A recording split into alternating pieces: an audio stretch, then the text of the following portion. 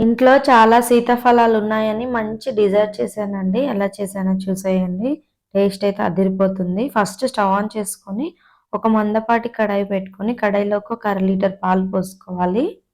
పాలు ఇలా ఒక పొంగొచ్చిన తర్వాత, ఇందులోకి ఒక 10-15 జీడిపప్పు పలుకులు వేసుకొని, ఒకసారి బాగా కలుపుకొని, ఒక 5 మినిట్స్ ఉడికించుకోవాలి. ఇందులోకి ఒక అరకప్పు చక్కెర కూడా వేసుకొని, మరొక 4, 5 నిమిషాలు ఉడికించుకోవాలి. ఇలా కంప్లీట్‌గా పాలనేది సగం అయ్యాక, గింజలు తీసేసిన సీతాఫలం గుజ్జుని వేసుకొని, మరొక 5 మినిట్స్ కలుపుకొని, ఇందులోకి సువాసన కోసం కొద్దిగా ఇలాచీ పౌడర్ వేసుకొని, మరొక 5 మినిట్స్ కలుపుకున్నారంటే డిజర్ట్ అయితే రెడీ అయిపోతుంది.